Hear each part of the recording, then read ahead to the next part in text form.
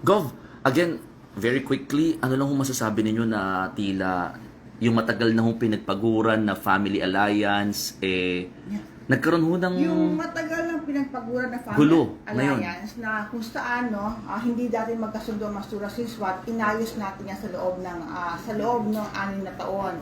At ngayon sa pagpasok ng Anton Nagame, itong linta na ito na hindi I believe he is the distraction of the whole region of Barm. Siya ang nagpapagulo dito dahil pinapakialaman niya ang mga political arena dito, which they are outsider of the region. So nakapagtataka dahil from time to time tinatakot ni Anton itong mga mayors natin na hindi niya alam na kami ay magkakamag-anak and he is an outsider. Siya po ay hindi namin kadugo.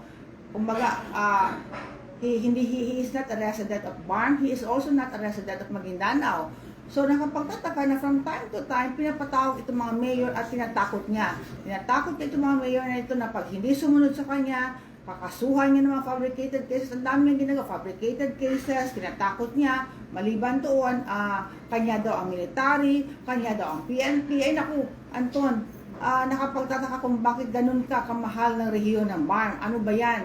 I hope mali yung accusation nila na ikaw ay tumatanggap ng bilyon-bilyong pagmamahal. So I do not know what kind of pagmamahal ang binibigay ba sa iyo.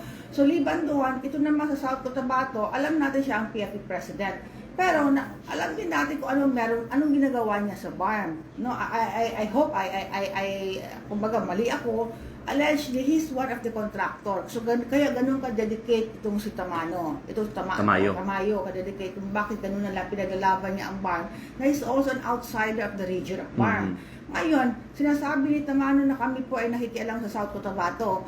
Na wala kaming pakialam sa South Cotabato. Kung tingnan natin line up na kumakalaban sa kanya, wala nga kaming pamilyar yan eh. Kung tutuusin, si Tamano, isa rin ito siya nakikialam sa rehiyon ng Barm. So sa lahat sila, ang tanong ko, ano ba yung interest nila?